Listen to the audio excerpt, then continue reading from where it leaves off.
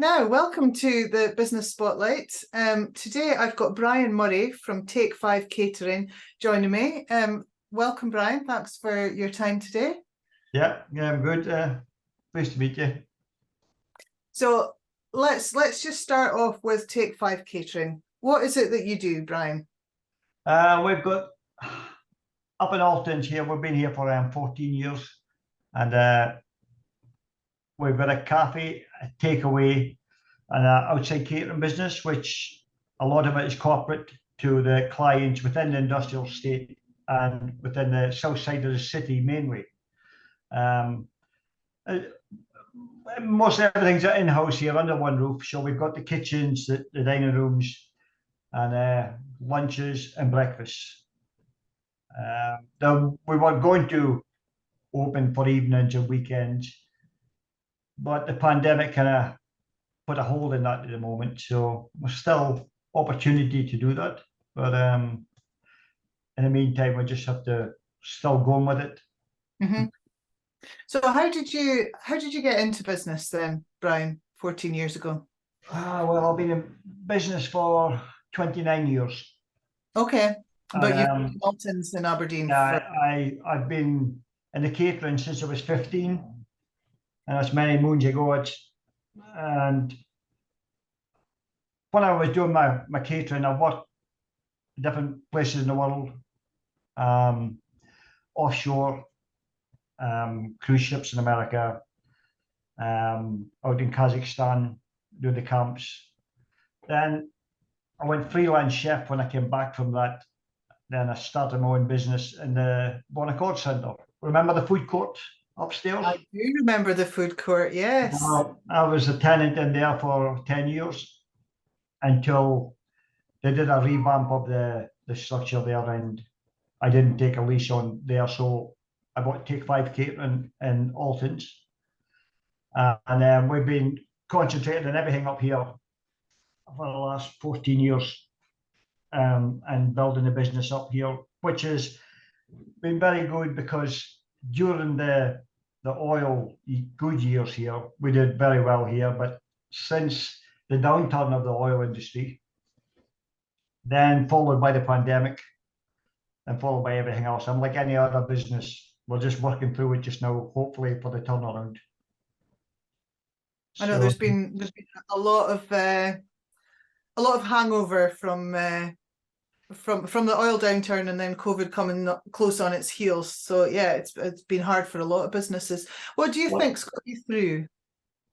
What do you think's got you through that challenge? Diversifying the business. We had to diversify because with COVID, the people in the offices had to work from home. That was a lot of my customers, and with outside catering, the corporate lunches that we were sending out, everything just went finished. So we had it tough doing what we did. I had to downsize some of the staff, kept the majority of them, downsized the business, and we still, when we came back from it, it was a different business. And I had two big kitchens here, one cold kitchen, one hot kitchen, which we used to do a lot of the outside catering, and we used to do catering in canteens in-house. Mm-hmm. And we used to cook a lot of food here and put it into our boxes and take it out and serve it up in the canteens. That all finished as well. It was a big shock. But so I closed one of the hot kitchen, pulled down the wall, revamped it, put in an extra 32 seats, and was going to make a diner, which we have at the moment. And the plan was to open it in evenings and weekends, breakfast and lunches. We haven't done that yet because there's still a certain amount of uncertainty at the moment. Although hopefully in the near future, we will be opening at weekends and evenings and diversifying the business again. We've had to do diversify in the last 14 years a few times. I'm sure you've been through a few challenging times in the local economy over 14 years. We've seen the oil business at its best. Now we're seeing it at its worst. But there's always, having a business that I can diversify. the new net zero, all that work is coming up to this end of the town with the new harbour just being built. We get a lot of workmen from them, whether we're building that harbour, even after the pandemic. A lot of work people come up here from there. Well, we're glad of their customers, and we always seem to get by. We've got a good enough name in the south of the city here. A lot of customers stand by us there. But the offices are coming back now. We are busy. We've had a busy day today again. The summer holidays is over. A lot of people in the industrial estate have been on holidays for the last 7 weeks. Yeah. Also, the high cost of everything just now, living and everything. I don't expect to see my customers every day like I used to see them. They used to come in here, but now you see them once, twice a week, because I understand you just can't afford to eat out all the time, even at lunchtime. There's been a lot of problems, but we're still here. So how big a team have you got then? How many staff?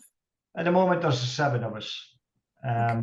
which at one time I had 36, but that was a few years ago. Then we used to do vans, which used to go around the industrial estates selling hot and cold food.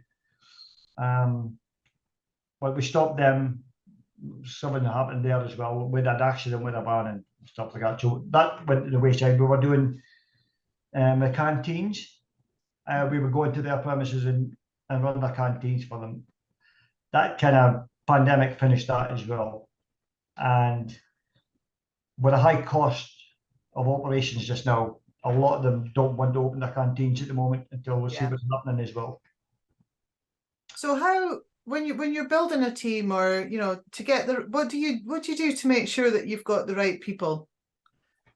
I've had steady people here who've been working for us for over 10 years. Very good staff. But as opportunities come here, staffing crisis and everything, they've all been offered better jobs. I've lost 3 of them. And I'm only happy for them because they've moved on to better positions and there are better opportunities for them. But I have replaced them with local people living in the area here. So we're getting by, but we have lost some good staff. Because I always suit a lot of people as well. We're open from 7 a.m. to 2:30 p.m. So it kind of works. We've got full and part-time staff as well. So yeah, we don't have staff problems. Good. I'm pleased to hear it. So many people that I talk to We're not do big have enough. staff. We're not really big enough to have that. I mean, I know our clients in Alton's and that. I mean, they can't get staff. They're being hard pushed. Overtime and everything, but I mean it's a different entity from what we're doing. So what have been your biggest learnings as a business owner then, Brian? You've been a business owner for a lot of years. What's your biggest learnings? You've got to follow the trends.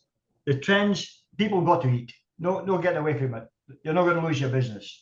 But if you can adapt and change, you will find the solution which can suit our customers, some of our clients. So we're just diversifying the business constantly. And that's the main thing that we've managed to do. And we're always looking to diversify. And even again, we're still thinking of diversifying again with opening the diner. More healthy eating is a big thing that we're being requested to do now. So we've started that and there's been a good reply from it. And we're starting to push it that way. But we've got our own customers who like what they get here. But the main clients is thinking healthy meals for their workforce as well.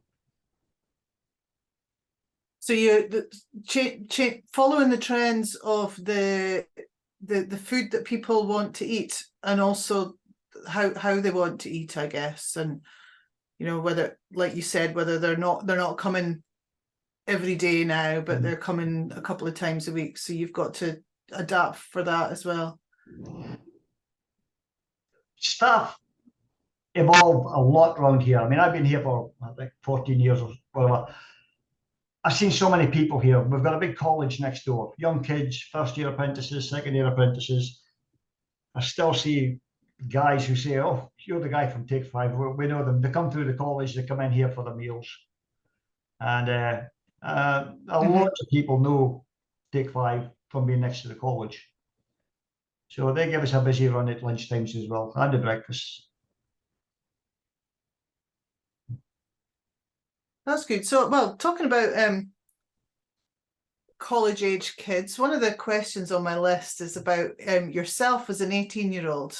So you saying that you've been in catering all your life nearly. What would, if you could go back to yourself when you were 18, what would you say? What advice would you give yourself? Well, I kind of had to do that when I was 18. I was working in a butcher since 12, and at 15, I left kind of school early and went into catering in a restaurant. And I worked there for about 2 years. The main thing being here, 18-year-old, and all your mates is working in the engineering and everything else, and they're all out at the weekends and everything, and I'm cooking for someone's wedding and doing somebody's function and everything. I didn't really have a weekend life at 18, which I kind of wasn't great, but I mean, I didn't go to football or anything, so I was always working in kitchens and weekends. So it put me in a big dilemma when I was 18 to think, was this what I really want to do? And I didn't know, and I had a big think to myself. And I kind of turned around and thought, well, I do enjoy my job, but I just don't enjoy the hours and everything. So I just had a big conversation with my mum, because she was a bit worried about it and everything. Being an 18-year-old guy, he's got the right career or whatever. But I decided myself, and I would stick in at this job, and I would teach myself a lot out of a job. And I did that. I just made my mind up. If you're going to make a career in this, just be good at what you do. Try and be the best at what you can do.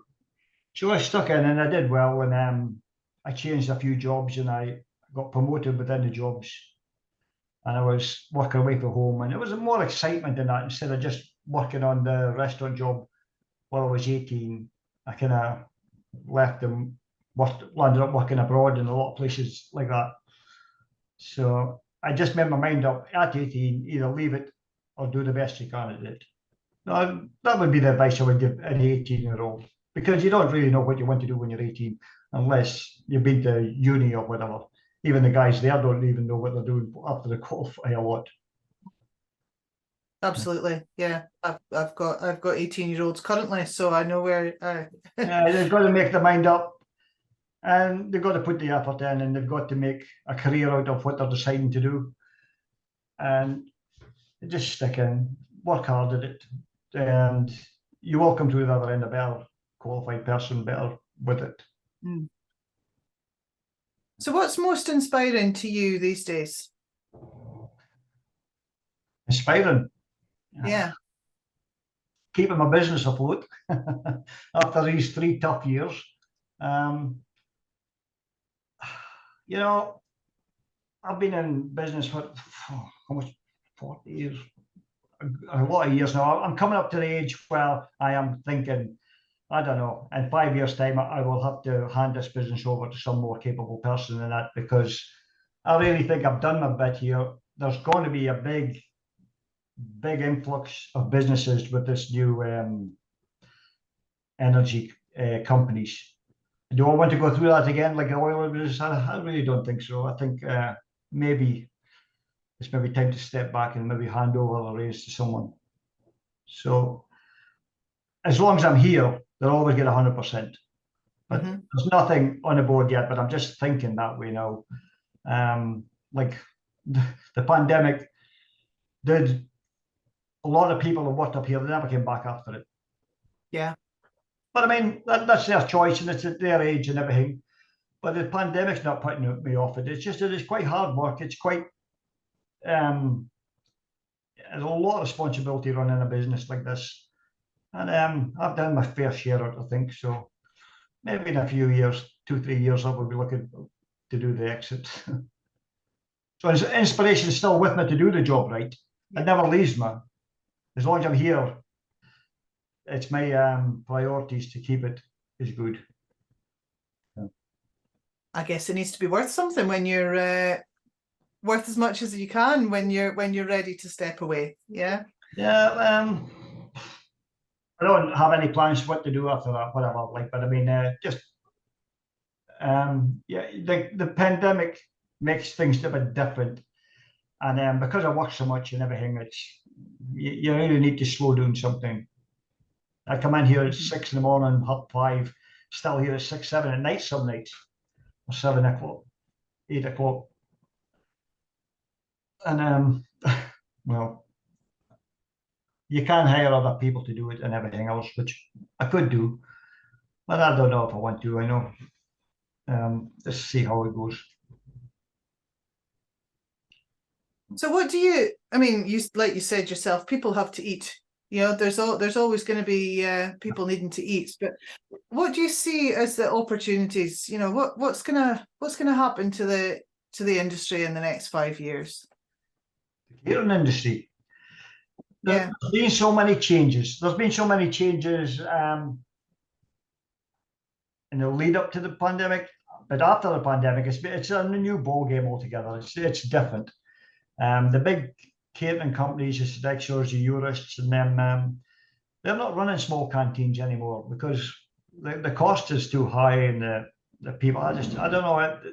It's gone through a massive change structure just now, catering. The town centre, I wouldn't fancy having a restaurant down the town centre at the moment, or a bar or whatever. They're having hard times as well.